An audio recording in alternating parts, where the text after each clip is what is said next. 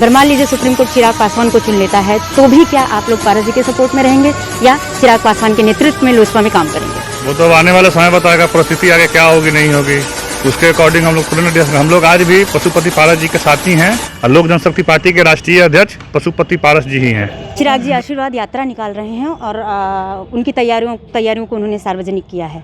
पारस जी का क्या प्लान है? वो 5 जुलाई को क्या करने वाले हैं? ऐसा क्या करने वाले हैं जिससे जनता का जो मोटिवेशन है या जनता की जो राय है वो पारस जी के पक्ष में बदलेगी?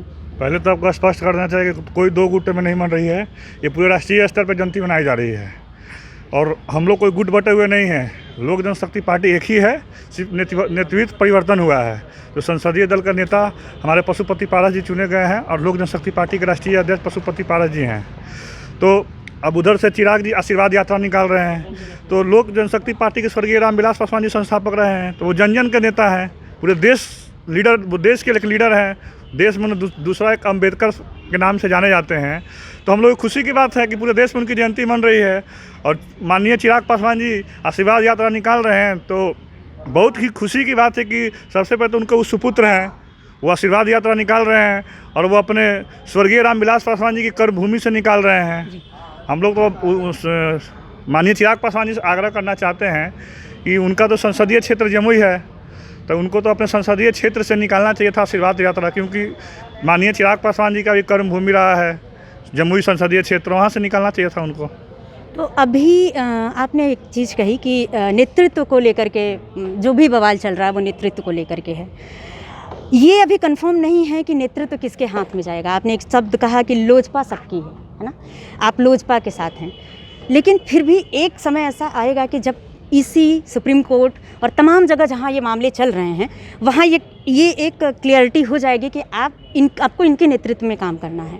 तब आप लोग किसको चुनेंगे? अगर मान लीजिए सुप्रीम कोर्ट चिराग पासवान को चुन लेता है तो भी क्या आप लोग पारस जी के सपोर्ट में रहेंगे या चिराग पासवान के नेतृत्व में लोजपा में काम करेंगे? वो तो आने वाला समय बताएगा, परिस्थिति आगे क्या होगी नहीं होगी, उसके अकॉर्डिंग हम लोग तुरंत। हम लोग आज भी पशुपति पारस जी के साथी हैं और लोक जनशक्ति पार्टी के राष्ट्रीय अध्यक्ष पशुपति पारस जी ही हैं।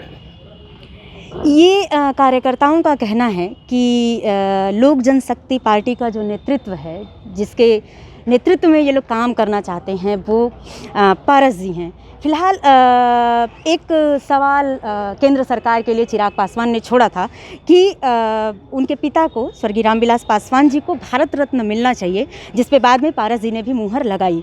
हम लोगों ने जनता की राय लेने की कोशिश की थी, तो वहाँ भी लोगों का ये कहना था कि स्वर्गीय रामविलास पासवान जी को भारत रत्न मिलना चाहिए। पर आपको क्या लगता है कि केंद्र सरकार इस बात पे सहमत होगी? क्या वो रामविलास पासवान जी को भारत रत्न देने के लिए मानेगी?